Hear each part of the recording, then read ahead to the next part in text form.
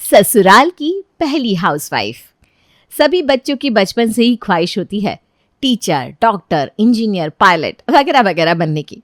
पर ऐसे में अगर कोई हाउसवाइफ बनने की इच्छा जाहिर करे तो और ऐसी ही इच्छा थी जानवी की। 5th क्लास में पढ़ रही जानवी की टीचर सभी बच्चों से उनके लाइफ का पर्पस पूछ रही थी, जिस पर जानवी कहती है, मुझे तो हाउसवाइफ बनना है। हाउसवाइफ? ये कैसा एम हुआ बेटा? अक्सर लोग पायलट बनना चाहते हैं, पीएम बनना चाहते हैं, पर हाउसवाइफ तो कोई नहीं बनना चाहता। क्योंकि मैम हाउसवाइफ की रिस्पॉन्सिबिलिटी बहुत बड़ी होती है, जो मेरे हिसाब से लोग समझ ही नहीं पा रहे। अगर घर पर हाउसवाइफ ही ना हो तो सभी का काम रुक जाएगा। कुछ ऐसी थी जानवी, और उसका कहना सच भी तो था। बचपन से ही जानवी को अपने घर को सजाने का बड़ा शौक था और पढ़ाई से ज़्यादा उसका मन होम साइंस में लगता था। धीरे धीरे जानवी बड़ी हो रही थी। अरे बेटा तू ये सब बाद में कर लेना, कल सुबह तेरी परीक्षा है ना, उसकी तैयारी कर। आपकी तबीयत खराब है मम्मी, और मैं पढ़ाई पर ध्यान दूँ? जो पढ़ना था पढ़ लिया मैंने। 2 घंटे और पढ़कर मैं कोई हेलीकॉप्टर नहीं उड़ाने लगूंगी। आप आराम कीजिए, रात का खाना मैं बनाकर पापा को खिला भी दूंगी और दादा दादी को भी। कितनी सयानी हो गई है मेरी बेटी। पर बेटा अपनी पढ़ाई का ध्यान रखा करना। इसी तरह स्कूल के बाद कॉलेज और कॉलेज के बाद मास्टर्स भी जानवी पूरी कर लेती है। अब कोई ऑफिस ज्वाइन कर लो तुम बेटा। लड़की सेल्फ इंडिपेंडेंट ही होनी चाहिए, वरना उसकी कोई कदर नहीं रह जाती। वो तो ठीक है पापा, पर मैं ऑफिस चली जाऊंगी तो घर को कौन संभालेगा? मम्मी से तब ज़्यादा काम भी नहीं होता। 10 तरह की बीमारियां जो हैं उन्हें। अरे तो हम कुक रख लेंगे बेटा, तू इसकी फिक्र मत कर, तू अपना भविष्य देख। यूँ तो जानवी घर ही संभालना चाहती थी, पर इंडिपेंडेंट होना भी तो ज़रूरी था, इसलिए वो ऑफिस ज्वाइन कर लेती है। इसी तरह 2 साल और बीत जाते हैं और फिर जानवी के परिवार वाले उसके लिए लड़के देखने शुरू कर देते हैं। और इसी बीच एक रोज़ सोना और सुमित अपने बेटे और बड़ी बहू के साथ जानवी को देखने उसके घर पहुंचते हैं। अपनी बेटी को जिसने हमारे घर भेज दिया, वो परिवार फिर निश्चिंत हो जाएगा। आंटी जी, मैं भी एक घर की बेटी हूँ, इसलिए कह रही हूँ। हमारे घर ना किसी चीज़ की टेंशन नहीं है, हर काम के लिए नौकर लगा हुआ है। यहाँ तक कि मेरा बच्चा भी डे स्कूल में रहता है, कोई टेंशन ही नहीं है, क्योंकि मुझे भी तो ऑफिस निकलना होता है। क्या क्या करूँगी मैं?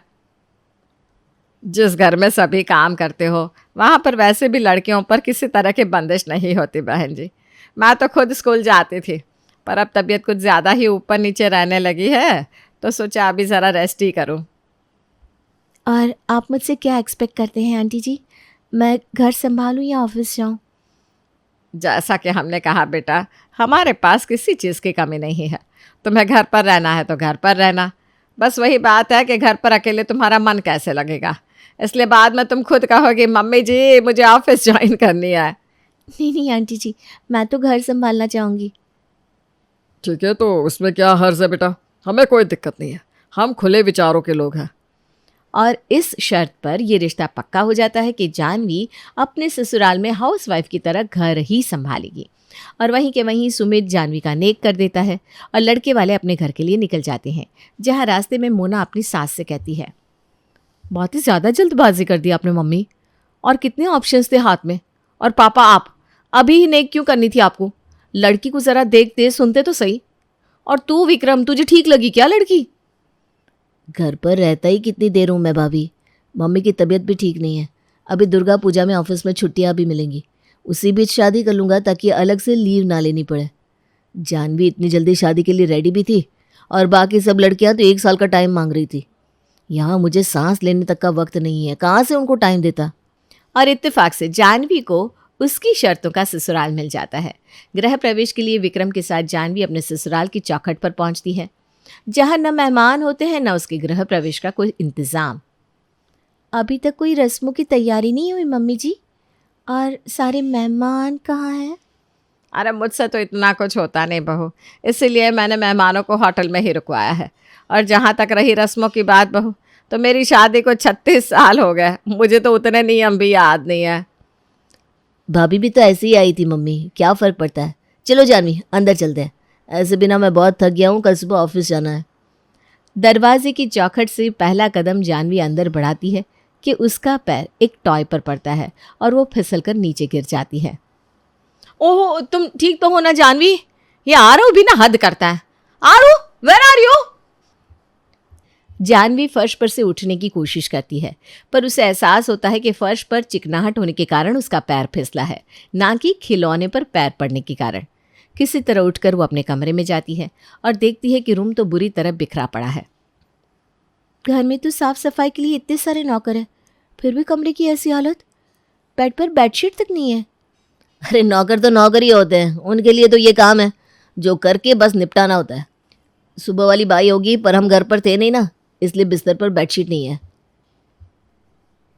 क्योंकि इस घर को नौकर की नहीं, घर संभालने वाली की ज़रूरत है।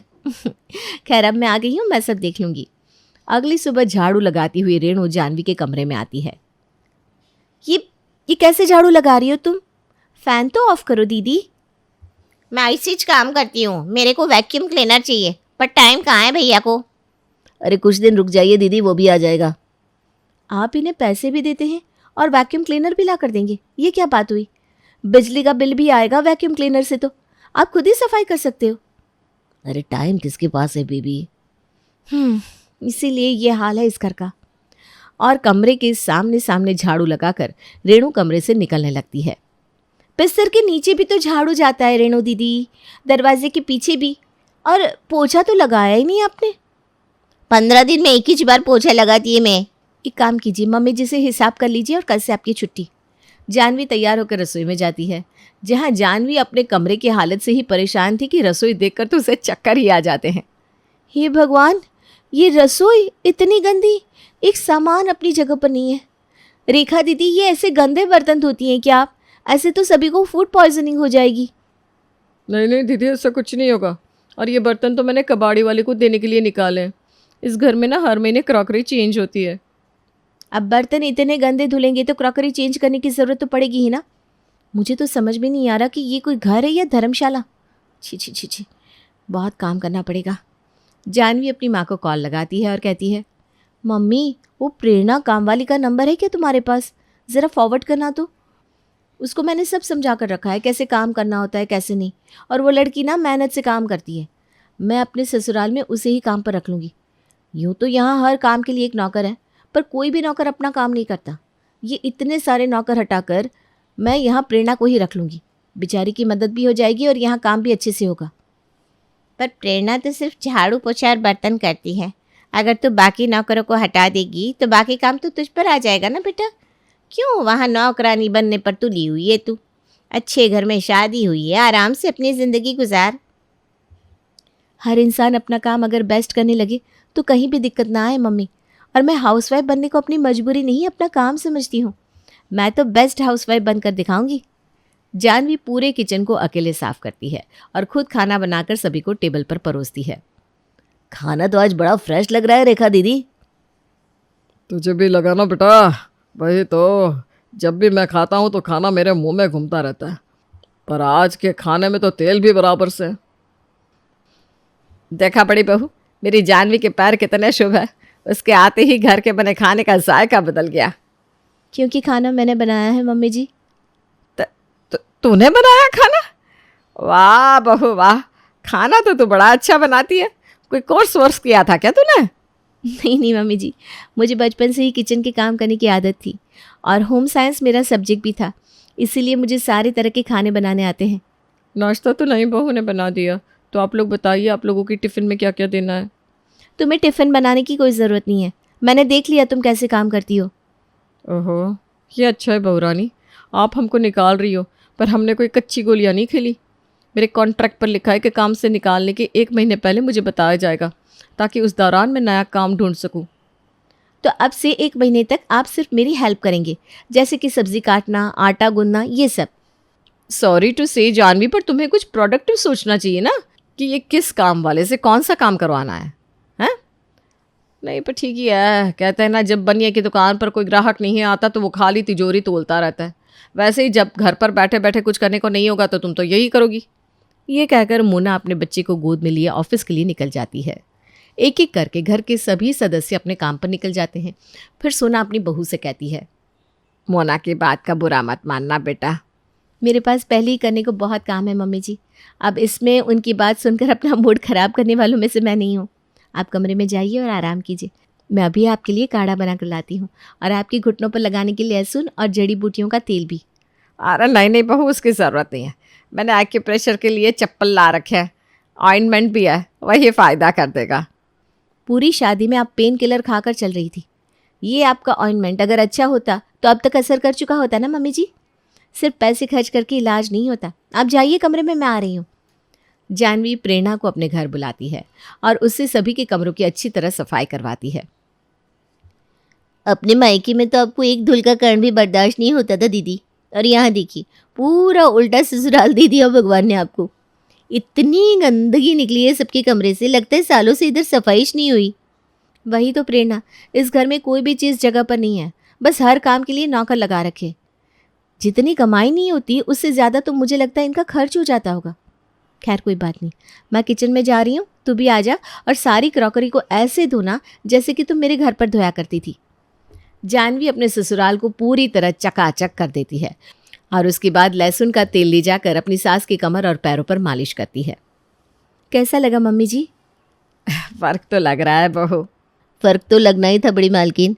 इस तेल को बनाने के लिए लहसुन और सारी जड़ी बूटियाँ मैंने जो कूटी थी। और इस तरह रोज़ जानवी अपने ससुराल में हर छोटी बड़ी चीज़ों को संभालने में लगी रहती। एक सुबह मोना चीखती हुई अपने कमरे से बाहर आती है। ये फिर से इतना बिल कैसे आ गया? हम सब तो बाहर रहते हैं, 25,000 का बिल। तुम इस घर में रहकर ये कर रही हो? खर्च देखा है कितना है हमारा? तुम्हें भी तो कुछ कंट्रीब्यूट करना चाहिए कि नहीं जानवी? मैंने हाउसवाइफ बनना एक्सेप्ट किया तो आपने मुझे गूंगी समझ लिया भाभी। मैं कोई गूंगी गवाह नहीं हूँ। And for your kind information, ये बिल पिछले महीने का है। मुझे तो लगता है बिल कुछ 35,000 पर आता, पर 10 दिन से मैं घर को संभाल रही हूँ, इसलिए बिल ज़रा कम है। अपने कमरे से निकलते वक्त कोई भी अपने कमरे की एसी बंद नहीं करता, तो फिर तो बिल तो आना ही है, क्योंकि पीछे से नौकर जाकर कमरे में एसी तो बंद करेंगे नहीं। और जहाँ तक रही कंट्रीब्यूशन की बात, तो अब से महीने के अंत में मम्मी जी के हाथ में आप सभी के बराबर कैश मैं भी रख दूँगी। अब जानवी अपना काम और सीरियसली लेती है और एक डायरी बनाती है और बचत के सारे पैसे एक तरफ लिखती है। काम वाली को हटाकर 15,000 बच गया। बिजली बिल अब मैं वेस्ट नहीं होने दूंगी। ये माली का भी आज हिसाब कर दूंगी तो इसके 4,000 भी बचेंगे। अब बड़े खर्च में आया बाबू के डे स्कूल का खर्च। वही तो दीदी, ऊपर से ये कोई डे नाइट स्कूल भी नहीं है। भाभी तो मुन्नी को आया के पास छोड़ देती है। कैसी सी जगह है जहाँ जो भी माँ बाप काम करते हैं ना, अपने बच्चों को छोड़कर चले जाते हैं। वो दिन भर बच्चे को संभालते हैं और उसके 25 से 30,000 ले लेते हैं। पेरेंट्स खुद ऑफिस चले जाते हैं और अपने बच्चों को वहाँ भेज देते हैं। वैन से बच्चों का आना जाना करना पड़ता है और उसका पैसा अलग लगता है। तो फिर अब हमारा बच्चा वहाँ नहीं जाएगा, उसे या तो मैं संभालूंगी या उसकी दादी। और जानवी अपने जेठानी के बच्चे को संभालना भी शुरू कर देती है। एक रोज़ जानवी रसोई में होती है कि दरवाजे से उसे धोबी आवाज़ लगाता है, भाभी कपड़े। ये धोबी कैसे काम करता है रेखा?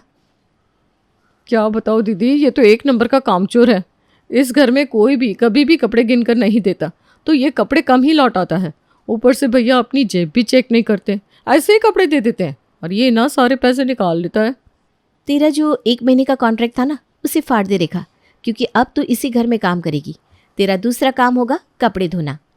रात को थका हारा सुमित अपने बिस्तर पर लेटता है कि सोना कहती है, आजकल आप पंप नहीं ले रहे और ना ही आप एनर्जी की दवाई खा रहे।